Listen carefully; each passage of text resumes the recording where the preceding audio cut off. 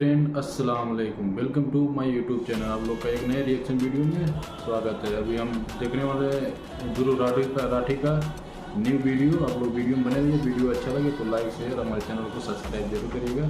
तो अभी वीडियो को शुरू करते हैं। नमस्कार दोस्तों, प्री मेडिकल नीट एग्जाम के रिजल्ट्स को लेकर पूरे देश भर में हल्ला मच रहा है। वीडियो पूरा बात करिएगा भाई। वैसे तो इस एग्जाम को 23 लाख स्टूडेंट्स ने इस साल दिया है, लेकिन बात सिर्फ इन 23 लाख स्टूडेंट्स की नहीं है। बात देश के हर एक स्टूडेंट की है जो एक्सपेक्ट करता है कि उसे फेयर चांस मिलेगा अच्छे कॉलेज में एडमिशन लेने के लिए। बात देश के हर एक बच्चे की है जिसे लगता है कि मेहनत करके पढ़ाई करने से उसे एक अच्छा भविष्य मिलेगा।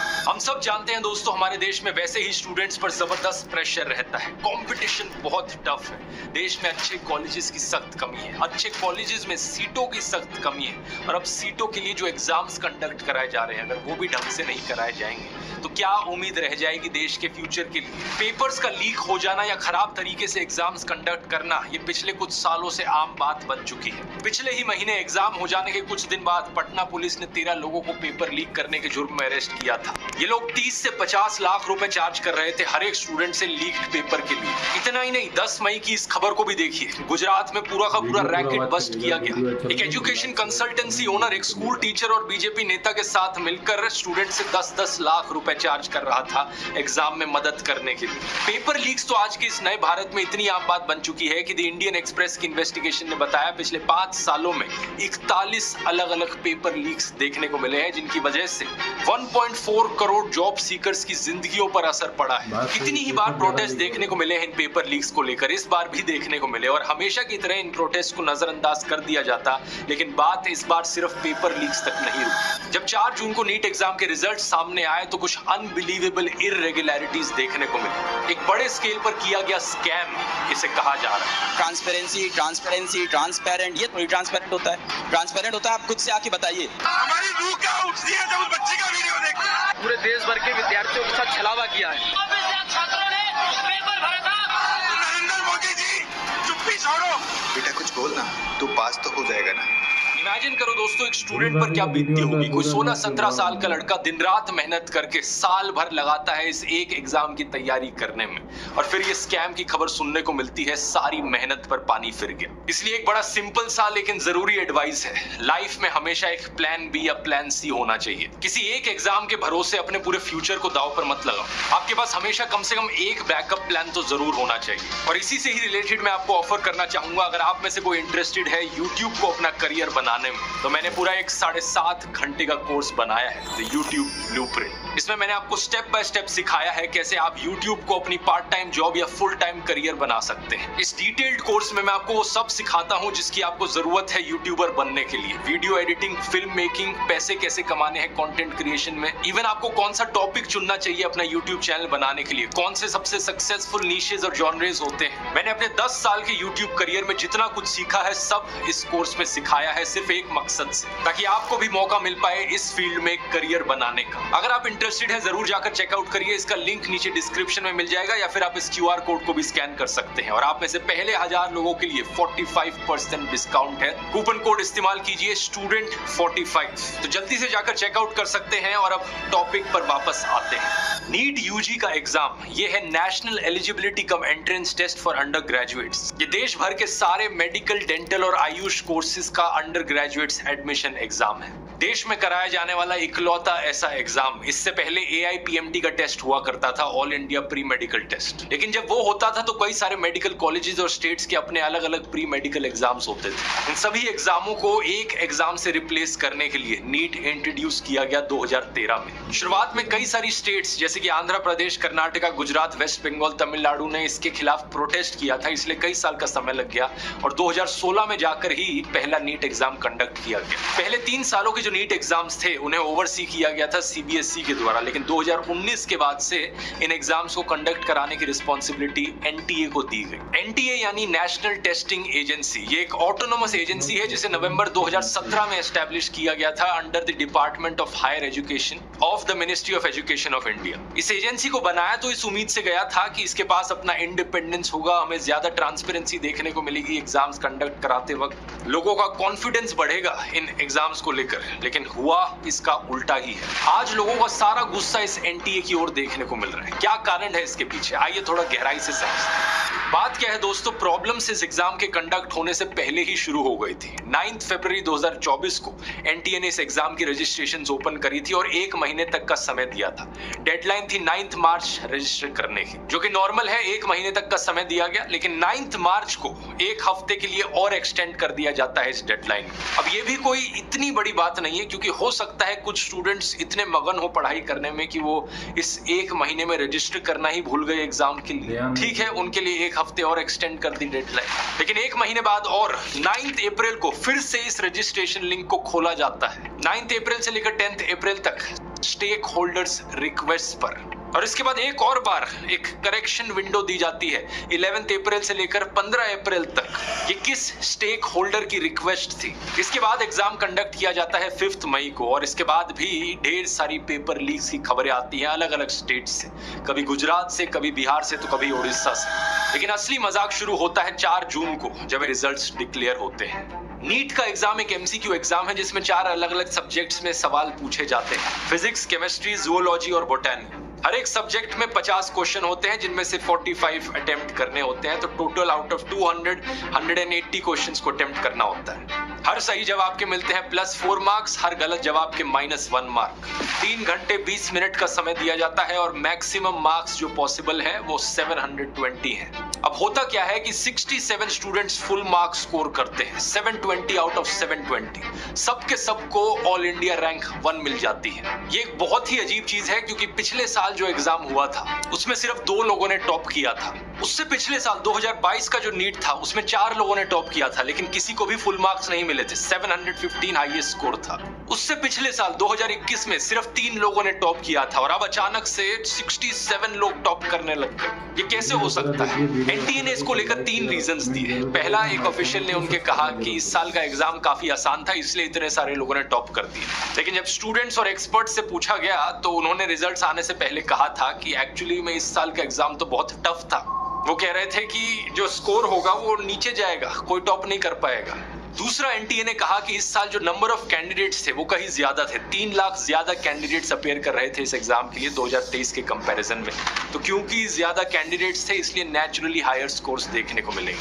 लेकिन तीसरा कारण सबसे इंटरेस्टिंग है। एनटीए ने कहा कि इतने सारे रैंक 1 इसलिए आए हैं क्योंकि 67 में से 50 टॉपर्स को इन्होंने ग्रेस मार्क्स दिए हैं। इन 50 में से 44 स्टूडेंट्स को ग्रेस मार्क्स दिए गए क्योंकि आंसर कीज में कुछ डिस्क्रिपेंसी थी, और बाकी 6 स्टूडेंट्स को ग्रेस मार्क्स दिए गए टाइम रिलेटेड इश्यूज की वजह से। एक ये फिजिक्स का क्वेश्चन था इस एग्जाम में जिसमें 2 सही आंसर्स थे, क्योंकि एनसीईआरटी की एक पुराने एडिशन की टेक्स्ट बुक थी और एक नए एडिशन की टेक्स्ट बुक थी। दोनों में अलग अलग चीजें लिखी थी, तो सब्जेक्ट एक्सपर्ट्स ने कहा कि दोनों ऑप्शन को सही कहा जाना चाहिए। अब पहली बात तो क्या ये एग्जाम कंडक्ट कराने का कोई तरीका होता है? वहां स्टूडेंट्स 12-12 13-13 घंटे पढ़ते रहते हैं एक साल के लिए, और यहाँ एनटीए से अपने क्वेश्चंस ढंग से नहीं लिखे जाते। और दूसरा, ये कैसा एग्जाम है जिसमें 75% टॉपर्स सिर्फ इसलिए टॉपर्स बने हैं क्योंकि उन्हें ग्रेस मार्क्स मिले। इस चीज को थोड़ा और गहराई से देखते हैं। इस क्वेश्चन को देखो जरा।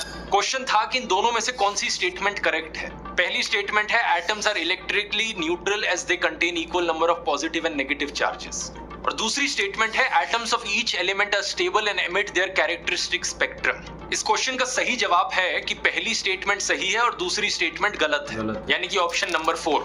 लेकिन एनटीए ने कहा कि हमें ऑप्शन 2 को भी करेक्ट मानना चाहिए, क्योंकि 2018 की जो एनसीईआरटी की किताब है उसमें इस स्टेटमेंट को लिखा गया है कि सारे एलिमेंट्स के एटम स्टेबल होते हैं। एनटीए ने कहा 13,000 से ज्यादा कंप्लेंट्स उन्हें इस क्वेश्चन को लेकर आई। लेकिन क्या इस रीजन की वजह से गलत आंसर को सही कर देना सेंस बनाता है? क्योंकि 2018 के बाद से जितनी भी एनसीईआरटी की किताबें छपी हैं उन सब में इसको करेक्ट कर दिया गया था। और दूसरी बात, ये एक बड़ा ही सिंपल और लॉजिकल सा फिजिक्स का क्वेश्चन है जिसका जवाब एक 10th क्लास के बच्चे को भी पता हो। तो सवाल ये उठता है कि ये कौन से बच्चे हैं जो 6 साल पुराने एडिशन की किताब को पढ़ रहे हैं और उनके लिए यहाँ पर ग्रेस मार्क्स दिए गए। तो ये है एनटीए के 3 अलग अलग कारण, सारे के सारे फैक्चुअल और लॉजिकल लूप होल से भरे हुए। अगला सवाल ये उठता है कि ये 6 टॉपर्स कौन हैं जिन्हें ग्रेस मार्क्स दिए गए टाइम की कमी की वजह से? क्या ये सारे 6 टॉपर्स एक ही एग्जाम सेंटर से बिलोंग करते हैं? ये पॉसिबल है। ये 6 टॉपर्स उन 1563 स्टूडेंट्स का हिस्सा है जिन्हें लॉस ऑफ टाइम की वजह से ग्रेस मार्क्स दिए गए।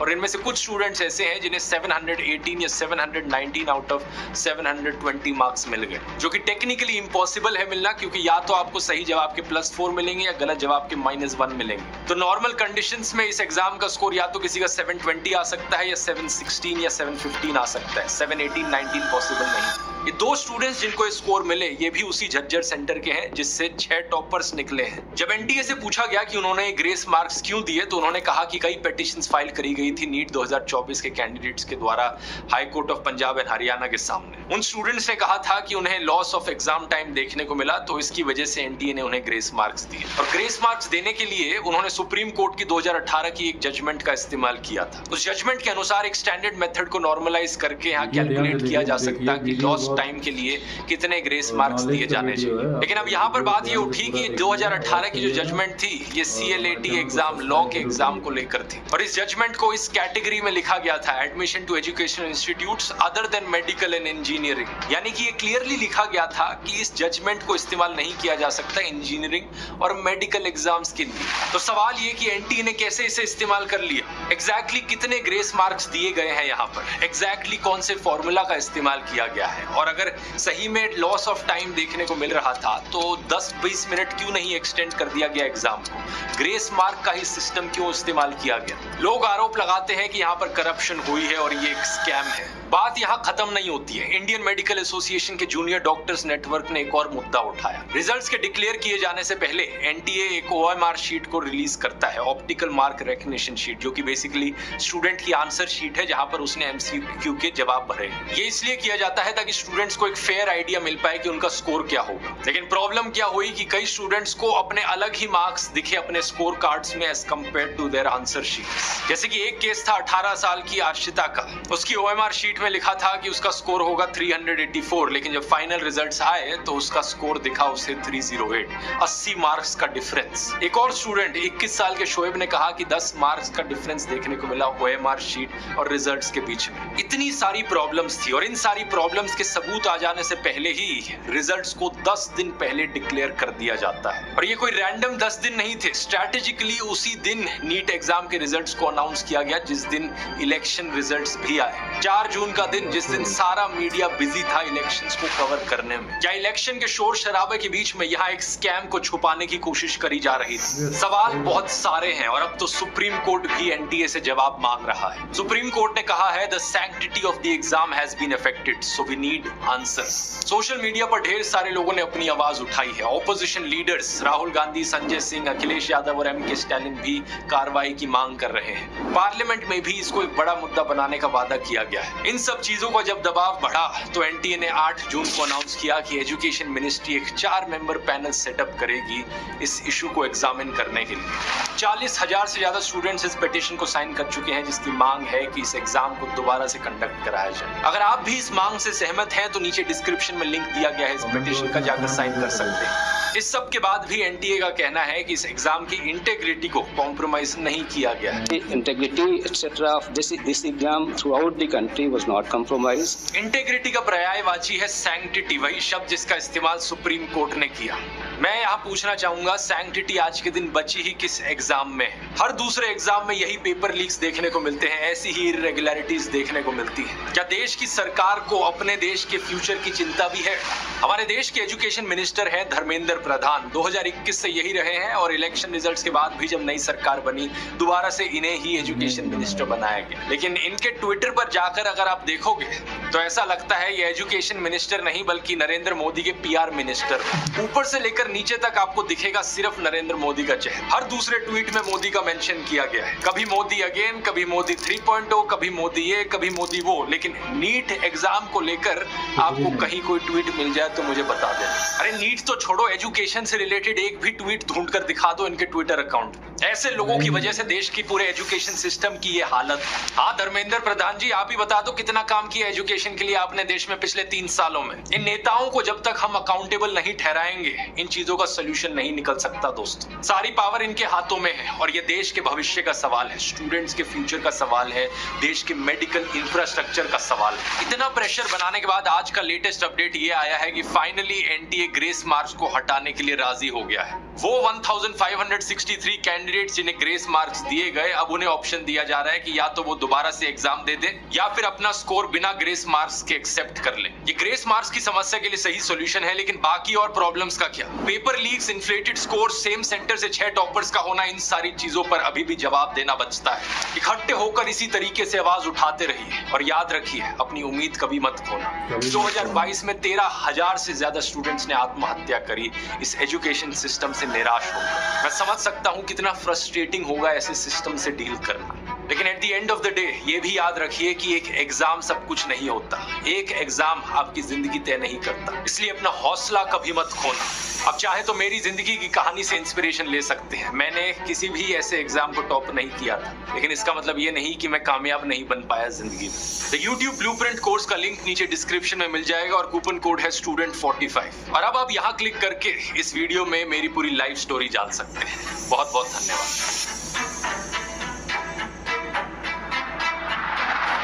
हेलो फ्रेंड, अभी आप देख रहे थे ध्रुव राठी का ये न्यू वीडियो बहुत अच्छा है। आप लोग जाके वीडियो देख सकते हैं। वीडियो अच्छा लगे तो वीडियो को लाइक, शेयर, हमारे चैनल को सब्सक्राइब जरूर करिएगा। मिलते हैं आपसे नेक्स्ट कोई रिएक्शन वीडियो में, तब तक के लिए बाय।